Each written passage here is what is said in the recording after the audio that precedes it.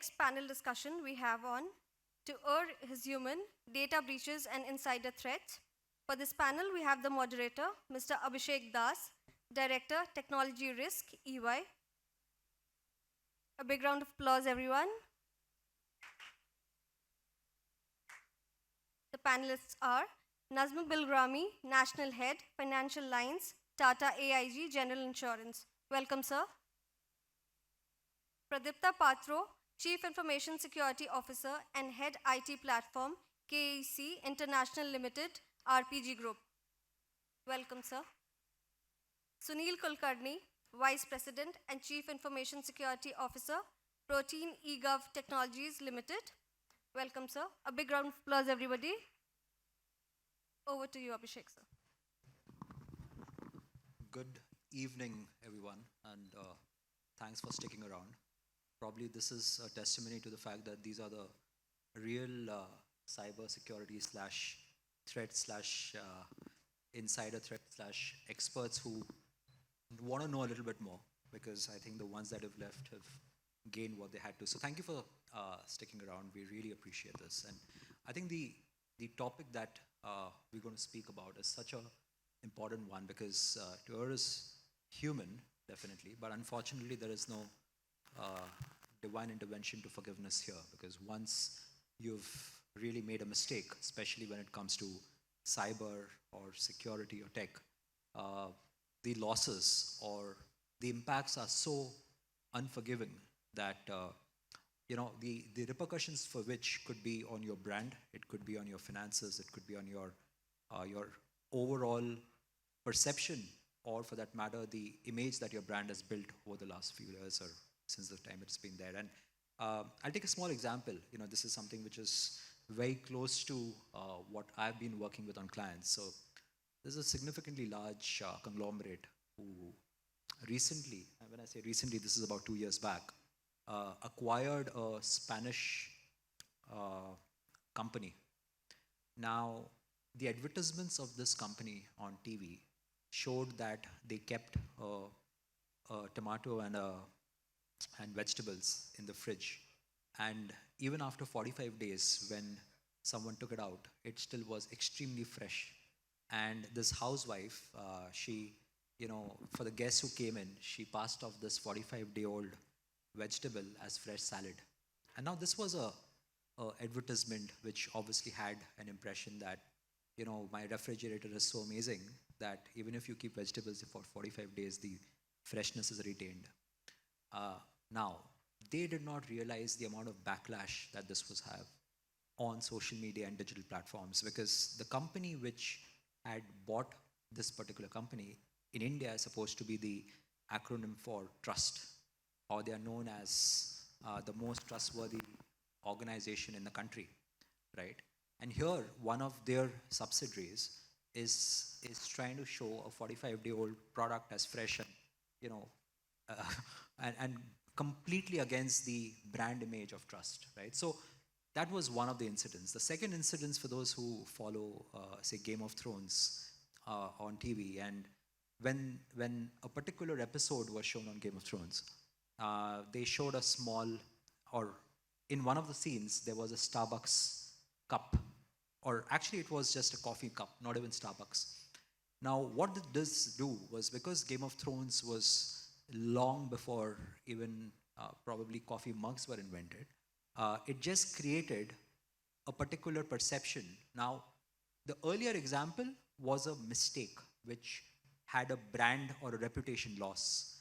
But the second one, for Game of Thrones, that coffee mug, which people assumed to be a Starbucks mug, generated brand conversations of close to free advertisements worth $2.3 billion for Starbucks because of a mistake that happened on the sets of Game of Thrones. So what I'm trying to say here is digital and cyber can be absolutely unforgiving. Something that is there can probably be taken down by the host, but because of the nature of tweets, retweets, forwards, reshares, somewhere or the other, your digital persona, your digital presence will always exist. And that brings us to the point of conversation today, where we speak about how are data breaches, how are insider threats, how are cyber incidents affecting businesses and leaders like us, right? And how are we as organizations bracing for the impact when it comes to either brand reputation, when it comes to monetary losses, whether it comes to copyright infringements, cryptos, loss of, or for that matter, even fake products being sold. How do we really know what is happening on digital or technology platforms? And I'll throw this panel open to the absolutely amazing plethora of panelists that we have today. We have different industries, obviously different expertise, different experiences, and it'll be really enlightening for us, gentlemen, for us to share those insights with the team. So the first question that I have, if I go to Pradipta, and especially when it comes to KEC, large organization, ample amount of data, so much of assets that you're really sitting on. How do you perceive cyber threat? How do you perceive data breaches? And as an organization, how are you readying yourselves or your environment to be compliant, or for that matter, ready to face the next breach that is on your way? Yeah, thanks, Abhishek. I think it is cybersecurity is always like part of your business strategy. See, today it is business is looking to cybersecurity professional or the department to see how we can reduce the risks on the business, especially for that you talk about different example you have talked about. So this is all like your company's reputations. If you are listed company, or might be like if you are their good trusted branded in the market, either it is a consumer or VFSI or any industry, if one incident can make you down. You might have seen that in India itself, like last month we had a larger incident. It has been always like limelight. So this is what the cybersecurity to be aligned always in the business strategy. And as you talked about, whatever controls you put in, whatever investment you do on the cybersecurity, still there is a gap because of you are not controlled to external environment. Okay, because it is internal, you can control yours, what is there in your hand, but something is not there in your hand. And at the same time, that your external parties are much more smarter, or much more capable, and much more skilled than what you have. So you always to be ready with your resilience plan. Resilience plans does it mean that how the incident you manage well, that is also important. And looking into that, always incident to be happen. It is not that today if you talk about India and across the world, the colonial pipeline is one example. I can show you that we have paid the ransomware, and the US government has paid the ransomware because to restore their services immediately. And same time, after doing ransomware paid, we have to return take back the money from the attackers. That is also happened. So that is where we are talking about the resilience part. Same time, we have to see your the incident management response plan. That is important. So here, what I would to submit is, okay, the incident has happened to happen, the investment is always there, and the controls are in place. Then what? Then you have to have your, how fast you can respond, how quick you have to respond, and what is that technology you have, what kind of skilled people you have, and what kind of processes you have, how fast you can monitor the things, how can you visualize your things. That is important, where you have to quicker actions and take that to forward. And as you rightly said, ransomware is always there, either in this, it is happening because of your insider threats are very high. And you know that your known things, what is it known and unknown and unknown and unknown. So you have to think that about what you know, at least you have to make it, ensure that is it ready. You have resilient on that place. And what is unknown to unknown, you can't do anything. You have to be ready, and that is where the resilience part is come to you. Okay, so you have to have right process, people, technology, as well as the culture. And you have to also have your ownership and responsibility in place, so that we can respond quickly. And also you have to manage your manage your business at least, right? And minimizing your risks. That is what I can say. Thank you. Brilliant. Thank you so much. And I think you raised the point about ransomware, which is where our conversation is themed towards, right? We will speak a lot about this whole term of ransomware is, I think, evolving so fast. And there is, to be honest, we've all heard of SaaS, software as a service. We've heard of PaaS, platform as a service, IaaS, which is infrastructure as a service. There's a new term now, which is RAAS, which is ransomware as a service, right? And there are so many pockets, without naming those countries, but there are so many pockets which are actually monetizing cheap labor ransomware because they have the solutions, they have the softwares, they have the people, they have the right amount of phishing skills, etc. And it's become an industry by itself. So I'll go to Najm and understand, especially you come from an insurance organization where there's so much of sensitive data. There is so much of customer specific data. There is finance data. There's people, a lot of private sensitive information that keeps coming to you. How as an organization, as a leader, Najma, are you looking at protecting yourselves from ransomware in specific and also the whole rising trend of RAS to enlightening our customers and, to our customers, our users, and people who are actually concerned about even sharing data with an insurer when it comes to even claim processing nowadays? Thanks, Abhishek. So let me tell you, I will try to give you two perspectives. We being the industry for risk management, wherein we look at different exposures starting from financial institution to manufacturing to healthcare. And my role in the company is to assess risk. So probably like an organization, when they reach out to us asking for insurance cover with respect to cyber exposure, what I look at as an exposure, and of course from the insurer's perspective, that we being an organization holding a lot of personal identifiable information, how we try to protect that. So let me start with the first one, which is my role in the company to assess the role. And let me tell you, like when we are talking about ransomware, our two facts which I would like to share with you, which is very eye-opener for all of us. One is when we issue cyber policies, our own experience, and we were the first to launch this product in India in 2014, and in 8 years, the kind of claims which we have seen, what we see, like ransomware remains the root cause for almost 80% of the claims. And the other very eye-opening fact is when you look at other products. So I deal with various products wherein like your directors and officers liability policy, professional indemnity policy, crime insurance, and so on and so forth.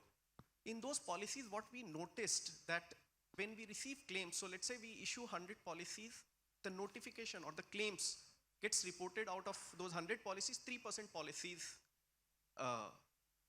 we experience claims or notifications. Wherein when it comes to cyber, it is as high as 17 to 18%.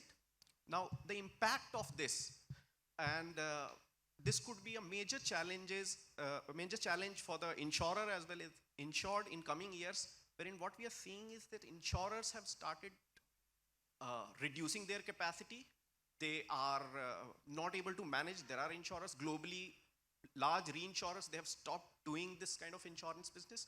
So, and even in India, we have seen that large capacity. So when you look at all the organizations in which you will find these large IT companies, considering their major revenue comes from US and Europe, and because of the contractual requirement, they buy large limits. The limits are as big as like 200, 250 million US dollars. Now they're finding it difficult to get those limits. And it's just not in Indian market. Globally, they're finding it difficult to pace these kind of limits. So now what insurers have started doing it, they have become very selective. And as you know, that insurance is your last wall of defense, wherein like you do your technological advancement, you do your processes, you train your employees, and then insurance comes as the last wall of defense, that after everything, if you have incidences, the insurance will reimburse those losses to you. So it's now how insurers have started looking at it is like they look at the complete ransomware posture of the insured. They look at whether the companies are having MFA implemented. It's just not at the parent company level. Even they are like looking at the subsidiaries. Are they having the similar what you call security which the parent company is having? So a lot of nitty-gritties. Like when you look at all other policies, insurers are not getting into so much of detail. But because for them it has become difficult to manage this portfolio, they are also getting into all these details.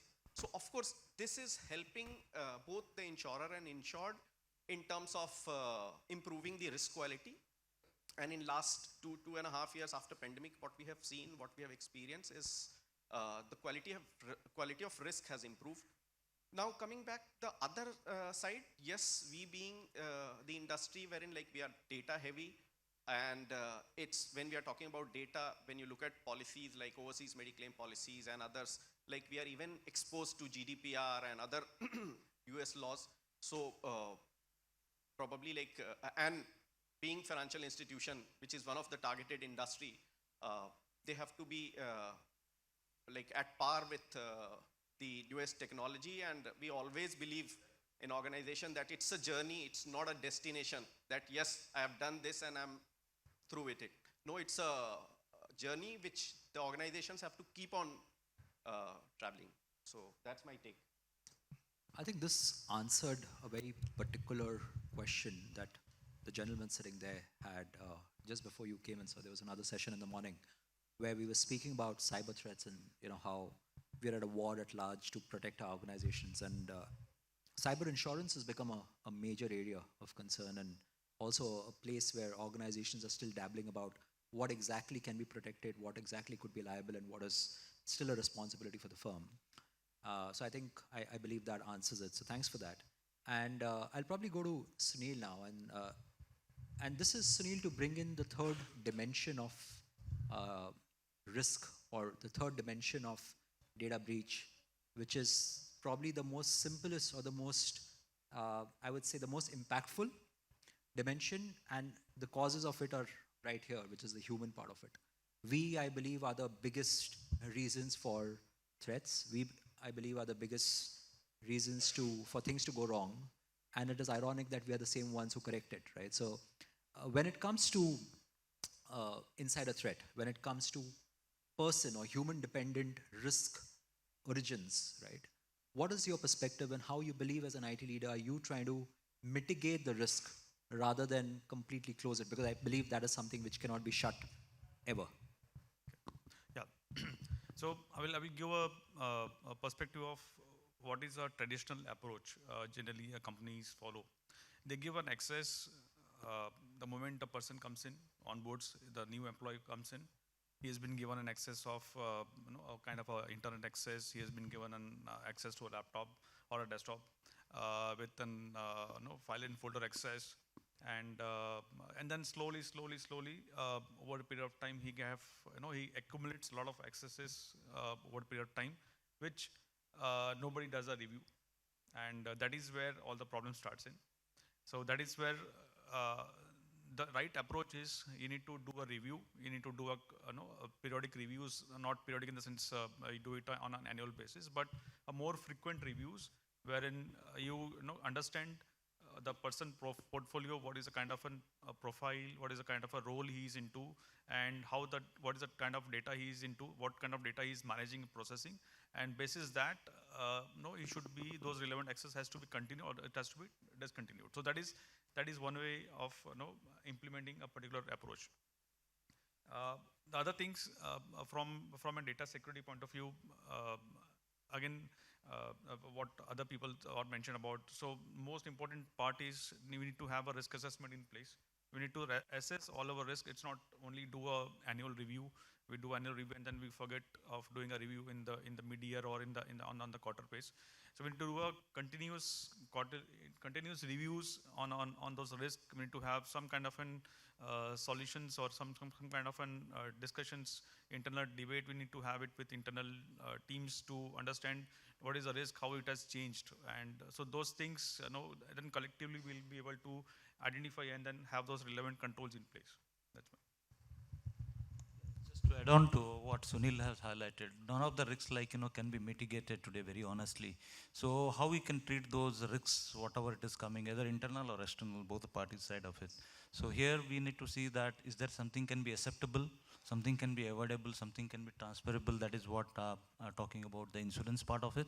Mitigation is okay, of course, sometime we can do up to how much you have appetite and what is your business strategy into it. But having said that, this risk is basically, if you do that, what you touch upon, like, the periodically review and governance part, the basic is your hygiene. Basic things should be correct. If basic thing is not correct, then you have all trouble starting from there. Your foundation, the way we talk about foundation, this is the foundation, your basic discipline. If you, every time the patches comes, like, we'll see that, okay, let's patches come, the servers, you'll take your own time to patch update. That is the best starting point, like, So if you have correct your basics, I think so, 70-80% you are done with. Remaining 20-30%, what we talk about the human angle, where we can talk about phishing, especially social engineering. We can talk about today, you have all your mails coming from your senior management, looks like their mail is coming to all of the users in the official or festive season, or might be the weekends. So that is where we have to train, or might be like, user awareness is most important. I have seen one of, like, enterprises talking about the cyber security months, where they are educating or training external part, like, to give the awareness in different perspective, different industry. Good initiative. These are the things we can get, like, to take to the next level, to see that how we can minimize the risks, not only from the mitigation perspective, awareness and training. And secondly, yes, of course, your basic things right. That is important. Thanks. No, absolutely. And just picking a point that Pradipta made, organizations are also waking up to the possibility that the training should not be only for employees of my company. The training should also be for people who are touching my system, be it as my dealers, my distributors, even for that matter, some of my suppliers, which earlier was only my prerogative in terms of educating my IT employees. The other day, my team and I were discussing this with an auto company. Till about last year, this luxury brand had the dealerships as their own standalone companies, private limiteds. They had their own systems, and the data would be pushed through an Excel sheet over emails to be talking to different systems with the organization and outside. But now, the dealerships have also been integrated into the organization CRMs.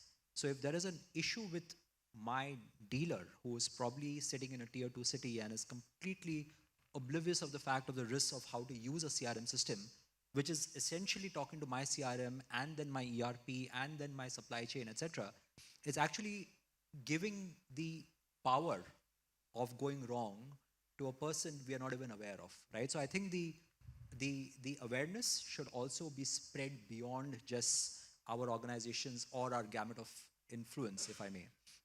And that brings me to a point, Pradipta, I'd probably ask you, is we as organizations are, while we have our own IT policies, our processes, our frameworks, at certain point we also want the governments or the agencies to kind of support this push. So what is your view of, say, expecting a more robust privacy framework or a more robust ransomware or crypto program when it comes to the governments or the legislative agencies to kind of help organizations to enforce it and ensure that we have a more tightly knit, pushed from the upward down approach to be very, very enforced when it comes to organizations or even end users? Yeah, of course, all those are like, policies and best practices is already in place. If you talk about GDPR is one of the example, the greater example, the privacy laws and all in the European countries. But similarly, we have in India also, it is coming up, it is in drafting stage where to get this approved soon, so that will be also applicable. And apart from that, if you look into much more in that regulated industries, especially for BFSI industry, if you can see already it is there in place, certain things, and IT Act, it is also getting updated. And similar point is we have NIST, we have CRC, we have ISOs, all those frameworks is already in place to take this off. But certainly, like, when you talk about, especially any incident happen, today we have sought in, is already given certain mandates, like, to reporting. And if you today, if you see, most of that incident is not been reported, whether it is like, small or bigger organization we have seen.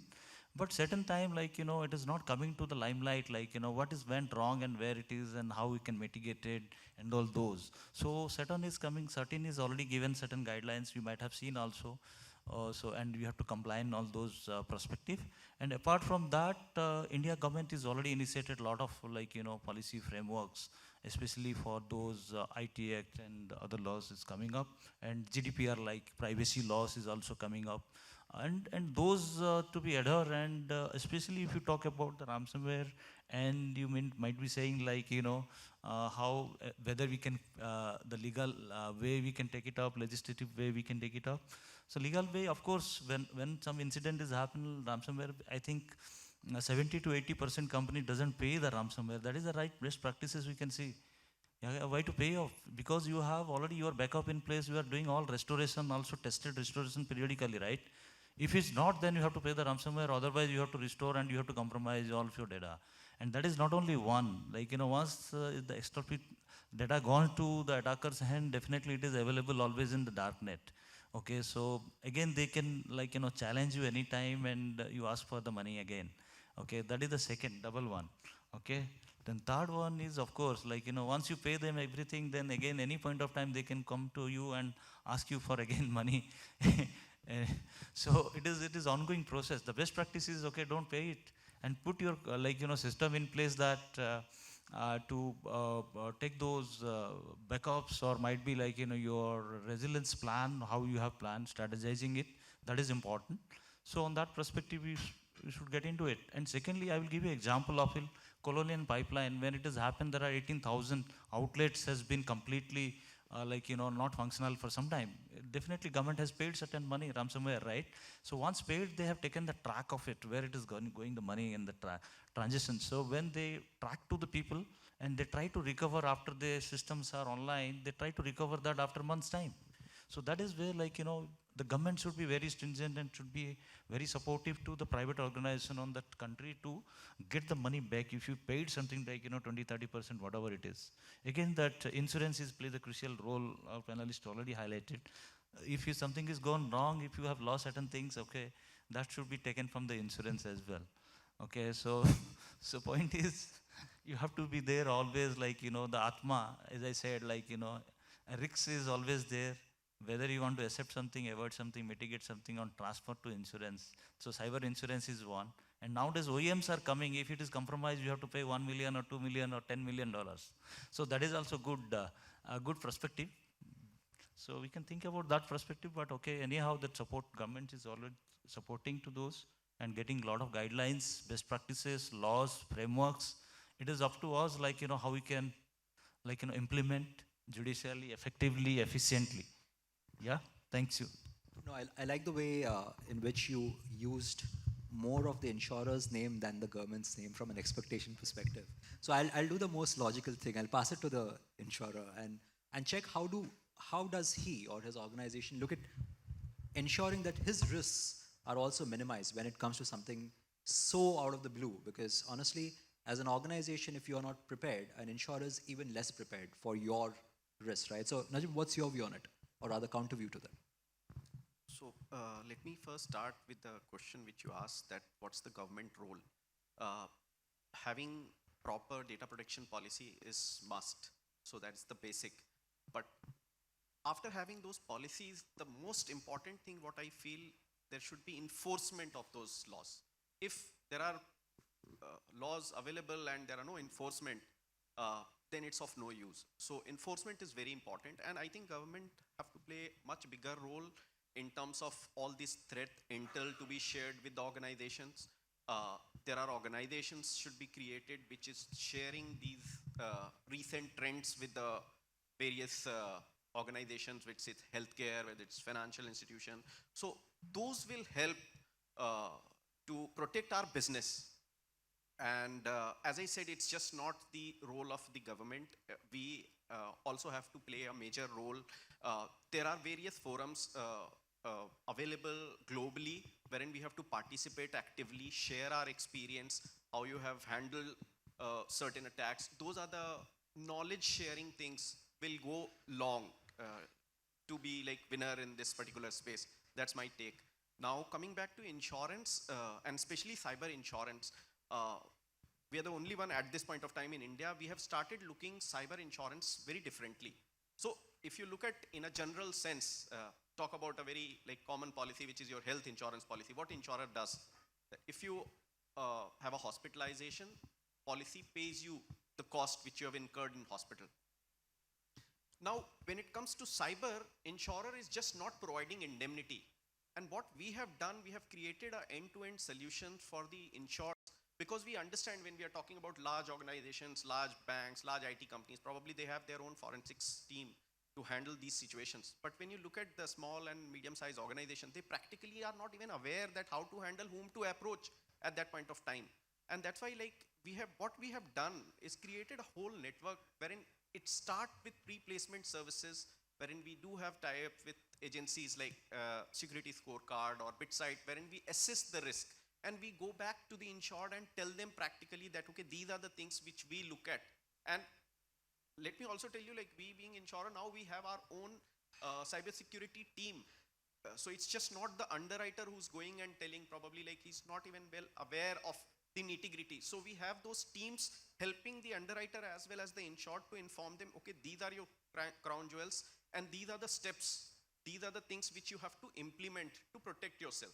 After that, the other thing which the insurers have started doing it, wherein like now what we see, more than 50% claims, it is either employees unaware, and in few cases we see that, and that's the point which got discussed, that as long as like the employees are getting older and they're getting more access. The other fact which I can tell you from insurance company's point, most number of financial fraud, what we experience, these are the most trusted employees of the organization who are like committing those. So this, what you call status that the person is old in the organization and it should be given all the powers, as a risk manager, I think that's not the right way to look at things. Zero trust should be there for everyone. Coming back to the point, after that, what insurers have started doing it, they have started giving training. So these are value-added activities wherein like companies like TechGuard, Bandura, wherein like they're extending employees training. There are employees module which is given extended to the insureds free of cost, wherein they're training their employees with respect to phishing attack, with respect to these email compromise things. And after all that, still there is a possibility of cyber hack. So at that point of time, what they have done with all these big fours coming in, with all these Arete, CrowdStrike coming in, they have all these vendor tie-up. And this tie-up, how these tie-ups are helping. First, it is mitigating the crisis situation as soon as possible. And the second thing, these are negotiated rates. So probably at that point of time when you approach those agencies, they may charge you a bomb. But with the whole gamut of this portfolio of cyber insurance, insurers are able to negotiate those rates with those agencies. And at that point of time, they are able to help you with the negotiated rate. So this is the way we are approaching cyber insurance. Yes, but last but not the least, selection of risk. So what we have done, because for us to sustain in this line of business, selection of risk is important. So we definitely select the risk before getting into it. So that's my take. That's brilliant. I think your end point of selection of risk is such an important one, because it also makes us go back to the basics of having a BIA, right? A business impact analysis, because a lot of people who probably started using BIAs very early in their careers realize the importance of it. Somewhere with tools and a lot of platforms and BPM engines coming in, we probably stopped using those as seriously as it could. But I think it's back to getting into your BIAs and understanding your AC metrics and finding out the risk to every relevant topic out there. And so you mentioned about a framework. So we use something called as IDDS, which is identify, detect, diagnose, and sustain, right? Because if you don't have a sustenance engine to it, like you mentioned, I think Sunil, is that it is not a one-time activity, right? It needs to be sustained. It needs to be periodically checked, reviewed. One is internally, and obviously somebody who is looking at it from an external lens. And that comes to, also about a lot of independent ownership. So one of the cases, like you mentioned, Najm, about, putting the right controls and having people as your independent reviewers. There have been cases during COVID where people took a lot of screenshots of these Teams meetings that would happen, especially at a leadership level where either numbers or revenues or projections or targets were discussed. And they used to take a lot of screenshots. And a lot of this data essentially resided on OneDrives. And a OneDrive with an organization which is an open OneDrive policy that access was also given to a lot of people who should not have that access to that data, right? So it's not only about enabling digital channels for our employees, it's also about educating them about what happens when you start using such channels, right? There has been a case where a client of ours came back to us saying there was a screenshot which was shared by one of their very senior employees on LinkedIn, not because of any intent to share confidential data, but that screenshot had the number projections and targets for that particular OEM, which kind of gave away the intricate details of what they were competing against or who their competition was, right? So those kind of things are small digital risks that we are seeing which are emerging. And speaking of digital risks, I think be it IoT-driven ransomwares, be it AI-driven ransomwares, be it RPA-driven ransomwares, the whole plethora of next-gen technologies is here, and so is the next-gen risk or the new next-gen vulnerability, right? So Sunil, I'll get a view from you. How, in such a case where every second day there is a new medium or a new idea or a thought that, say, a hacker sitting out of somewhere has to penetrate into our systems or our landscapes, how do we as businesses generally try to prepare ourselves for such eventualities? See, there is no single approach. There is no single way to implement no specific control. The only thing you need to, as a CISO or as an information security team, or maybe the person or the business, generally, ideally now organizations have started deploying the cybersecurity champions in all the functions. So you have a champion in your finance team, you have a champion in your HR team also. So what is the important part is how you are able to implement those control, and what are the risks associated to your data, what are the threats associated to your data. So that is more important. Once you have a complete view of what are the threats, the known and unknown threats, definitely known, we have relevant controls, we have EDRs now, we have XDRs now, we have a lot of correlation now, we have SOAR and SIM and everything is there. So those relevant controls definitely will be giving you some kind of an assurance, but again, it's a very limited. What is important is about the unknown threats, where that is something which we don't know what is going to be there. Could be a zero-day attack. So that is where a lot of companies also get into a threat intel. So where get multiple intelligence, could be an IOCs, could be an IP addresses, could be file types, or could be some kind of an intel where similar industry might have been faced that kind of an incident. So those intel sharing helps in, and having those relevant kind of a remediation across all systems, and then preparing for those kind of an adversary. So that is where that's the best approach can the organization take from that point of view. Sure, and I think Najm and also now Sunil, you made a common point, and that's the reason I want to sensitize this group, because I'm sure they feel the same, is how important collaboration has become when it comes to this community. I remember when April of 2020, when COVID had just struck India, and suddenly organizations were forced to kind of think of ideas to move remote or work from home was just about to start off. I think WhatsApp became such an important channel for CIOs and CISOs to kind of learn from each other. I was part of a few groups like this, and I would see how an XYZ organization CIO would say, hey, you know what, I've done this, and this is fastened, or this vendor has quickened my process, or there is this particular tool or this particular application which can help you solve this problem. And that became like a knowledge sharing repository, right? And I believe ransomware, or for that matter, threat, is another such area, because it's only through experiences that I think we all as a community will keep learning and probably keeping ourselves one step ahead of what's unknown to us, because that's definitely known to somebody else, right? And that just brings me to my last question, and I'd probably want views from each one of you, because you come from different diverse industries. If you had to pick one threat, right, just one threat which you believe is the most low-hanging but most high-impact threat that is there in, say, the world of cyber or security or incidents, what would you think that is the biggest threat that you would probably look to mitigate first? I'd probably start with Najm and then go that way.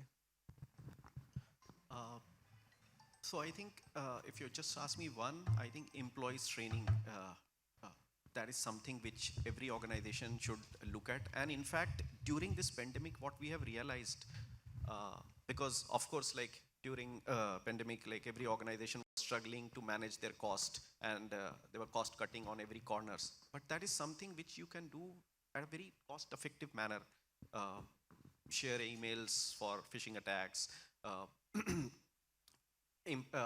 create awareness in the employees about like which are the sites which they are not supposed to access, uh, uh, what you call folders which they should not open, download. So these are the things which don't cost organization. It's about creating an awareness, creating a culture in the organization, which is a zero trust. And so basic things like password sharing. I think I have practically seen, and this is where I feel like we have to, what you call, travel a long journey, because in an IT company, I've seen a EPLI claim, employment practice liability claim, where an employee have been fired to share his password. And look at us. I think I don't have to explain that, but these are the things, these are the basic things I think which we should do. And if I have to give you a ratio, if we start improving this, probably 50% of the cyber attacks, cyber compromises, which I see at least in the cyber book, can be mitigated, can be like removed. So that's my take on this. Sure. Yeah, absolutely. What Najm is saying is about the credentials threat or theft. That is what is the challenges. And mostly, if you see, if you can ask me, what is the most crucial and critical today is your social engineering part of it. The human angle as well as social engineering is the most crucial part today. If you see that the trend where most of the cyber attacks are happening, especially Lord getting all the information first stage of your MITRE, and that reconciles happening through the social engineering itself. You're starting from your date of birth to your locations, your mobile number, your email IDs, all are there. This is basic things like, as a cyber or as an employee or as a individual, they are putting their official IDs, registering to getting certain good, either it's a certain guide or something, free papers or something that. So this is where you can get and hacked, and that is where it is starting point is that. So you need to see that how and what you have to watch yourself, getting into social media to see that that you have to be protected on your identity as well, that there is privacy. That is one. Second is you're not supposed to be exposed all your credentials or IDs, or might be your official organization mail, so that it is coming, the phishing is starting from there. So how you have that is in your hand, how to protect, and especially okay, cyber security is everyone's responsibilities. That is the tag where training and awareness and human angle will be there. So that is for my takeaway. Yeah. So I will continue to what my co-panelist said. So human element is definitely going to stay. That's again a threat which will stay for some more years to go, till the time we have more cyber hygiene and cyber resilience in system. Additional to what, there are many threats which continue to stay. The more important is how we are able to understand those threats, what is the kind of a control which we can foresee, and how we can remediate those kind of issues is something which is more important. Just example, mobile phones. We use mobile phones. We have access to corporate emails, corporate applications which access through mobiles. So how often we do an update to those security patches which mobile phone operators releases. That's an example. One example which was given by one of my co-panelists earlier. So he said about the Wi-Fi routers. So how we frequently we do a kind of an update of those kind of a systems, because what happens is all these systems are interconnected to our corporate network. Though we don't know it, but unknowingly it all is connected to our corporate network, and all this creates kind of a backlog or fight towards entire systems.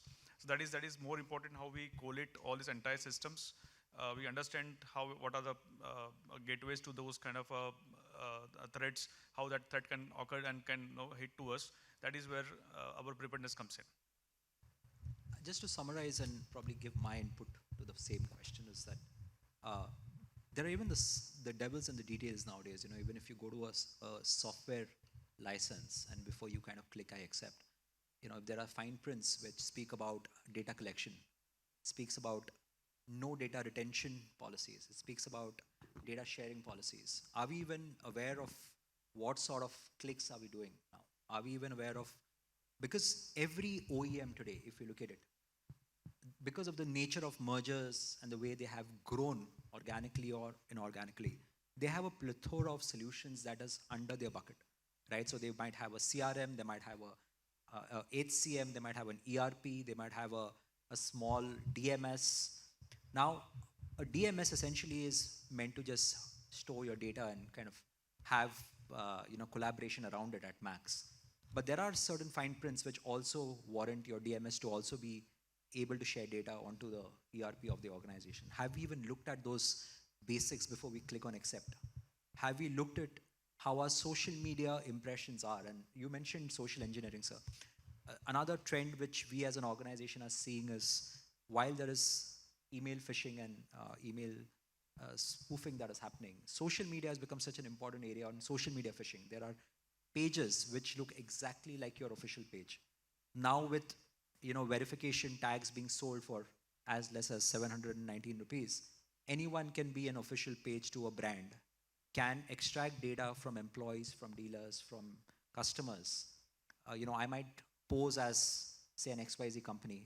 Say I'm running a campaign. If you pay 500 rupees to my organization, I'm giving away a 4-night holiday in Goa to someone.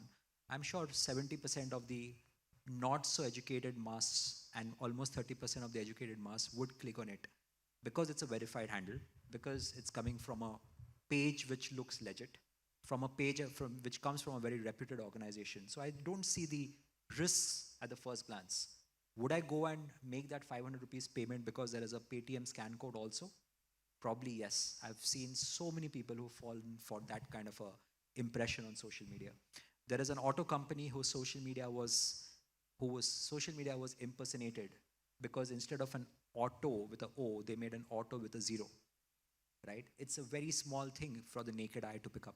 But because they had the same verification handles, it's, buying bots is so cheap now.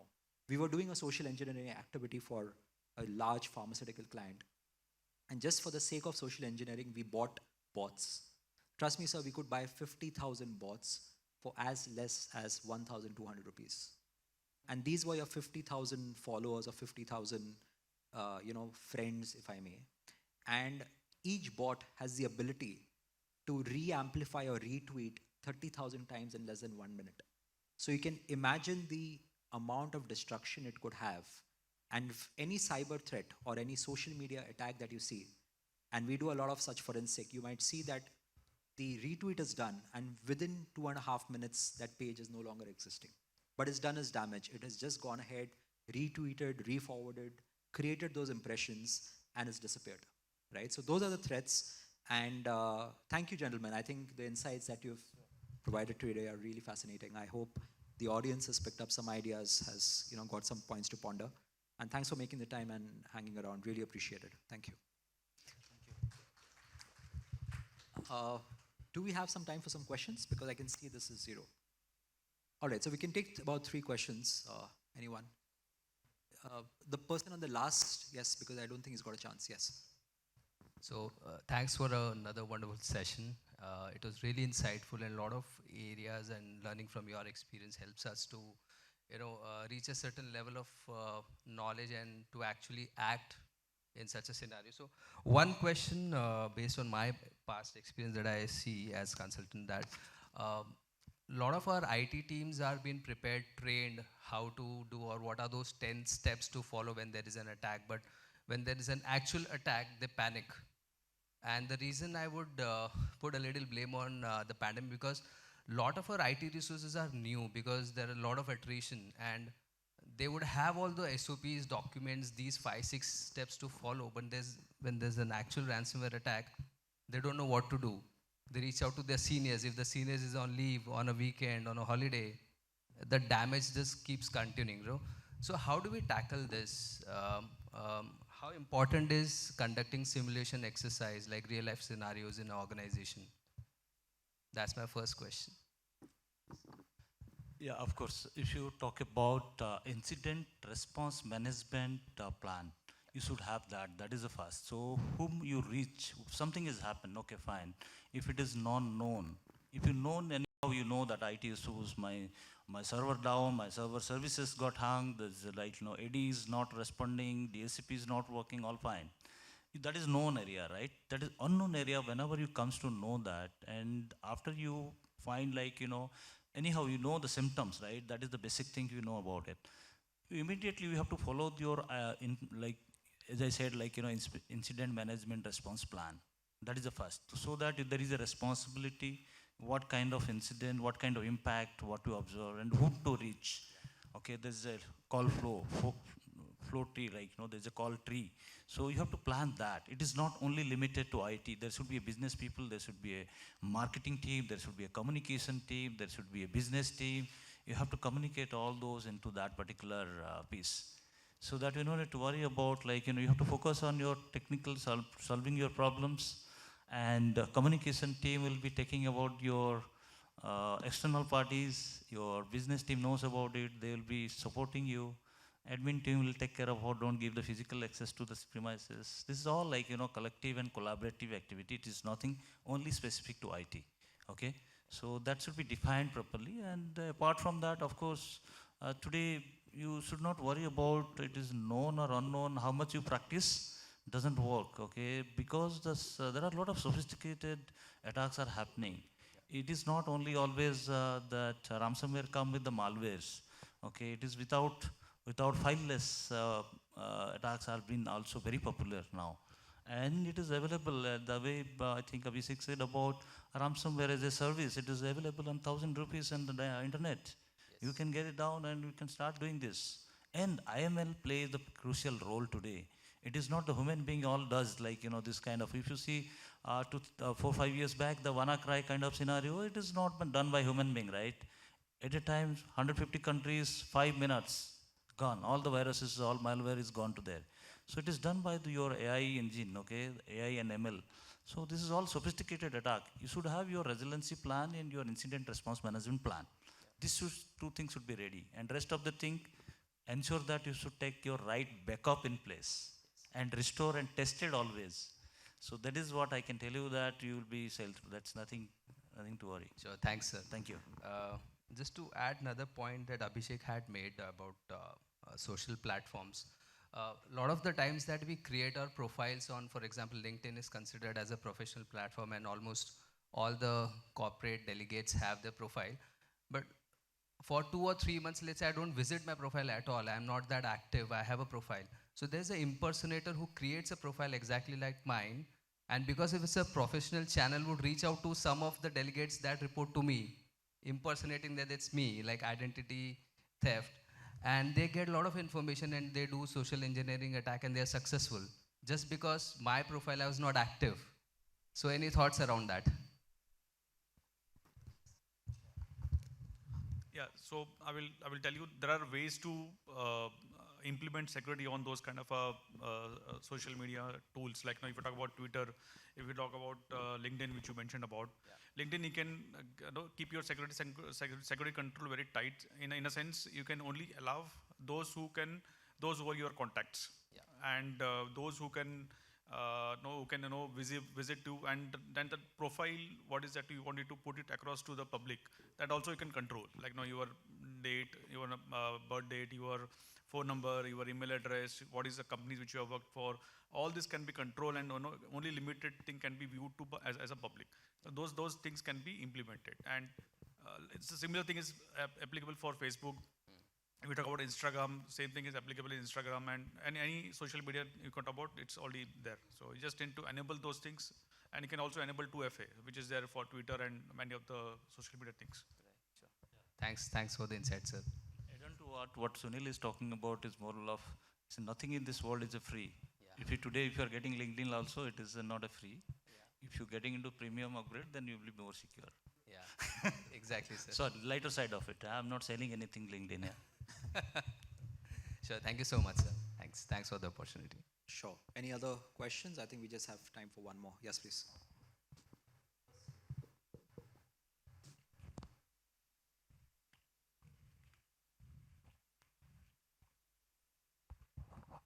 Sir, my name is Sandesh. India started 5G services in urban area. So, what is storage facility required?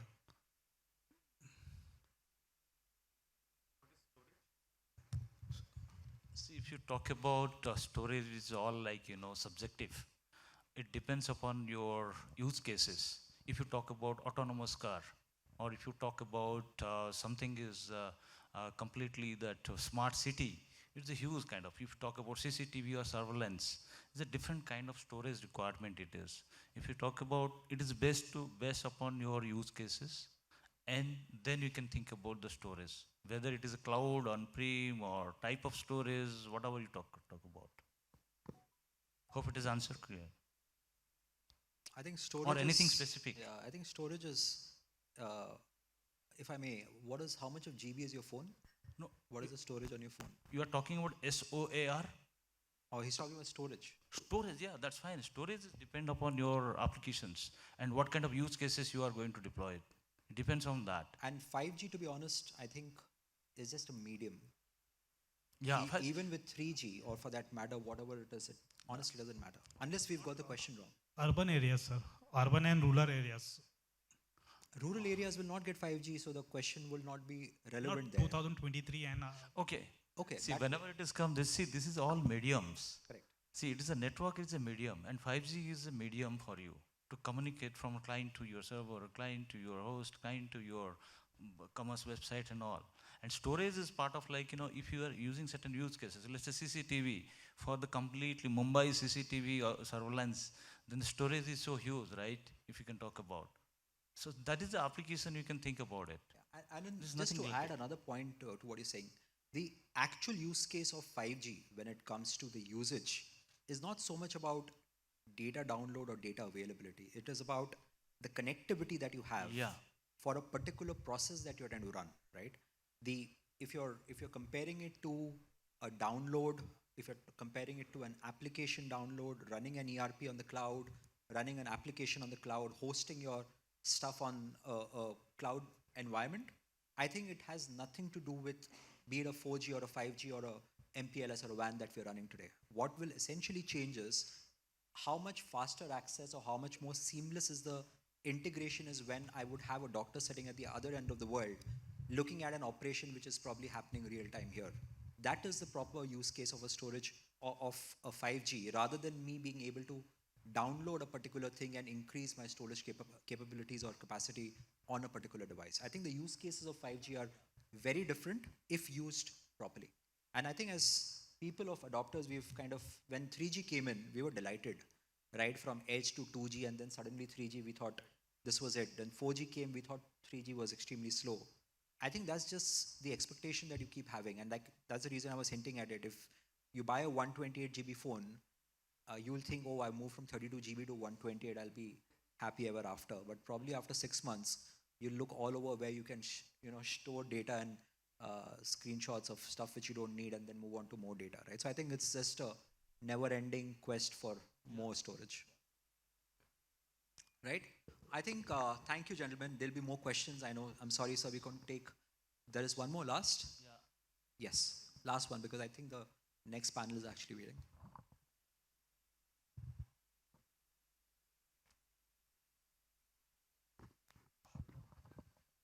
Yeah, hi. Thanks for this opportunity. Reference to this topic about the human thing, we are talking about the zero trust policy. On the other hand, from a CEO and a business owner's point of view, in a collaborative environment, they have to rely on outsiders. So say for an example, a service of a data analyst or a data scientist or a consultant for that matter. You have to share the relevant data so that they can carry on their job and probably give us the insights on what things are, and help us with the solutions and the strategies. So with respect to sharing this kind of insider so-called data versus zero trust policy, what gaps and what balances do you see into this? If you could share some, throw some light on this. See, from the risk management point of view, you are in a situation wherein you have to do the business, at the same time you have to follow the processes and the policies. So the most important thing what I feel is zero trust doesn't mean that you don't share the data. What it says that follow the process, do the checks and balances, and look at for how, even if you have that exposure, how you can mitigate. So insurance of course is one, but the other thing which I look at, and especially when you are dealing with your vendors, other partners, do mention or do capture the liability clauses in those contracts, wherein if suppose there is a breach or if there is a compromise at their end, you should be, or probably they should be liable to take those losses from your book. So that is, I think these are the things which I frequently see that Indian contracts are missing those things. We should be frequently adding those liabilities so that you do your, as I said, checks and balances. And after that, if there is a fallout, there are other tools and mechanisms to protect yourself or your balance sheet.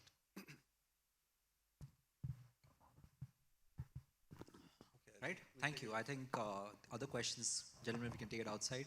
Once again, thank you to the panel. Thank you to the audience. Fascinating stuff. Thank you so much. Thanks.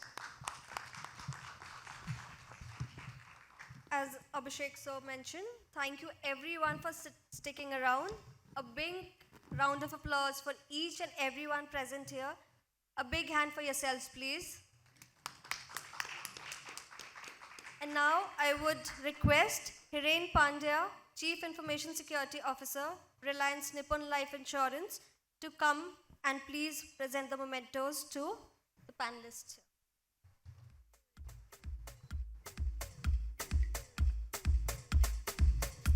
Mr. Najm Bilgrami, National Head, Financial Lines, Tata AIG National Insurance.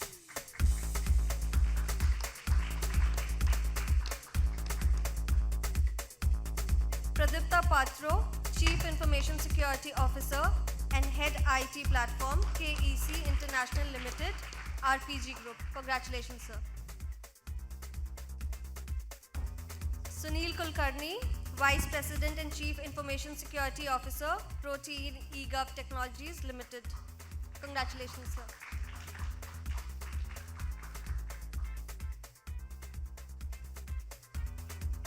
And to Abhishek Das, Director, Technology Risk, EY. Thank you so much, sir.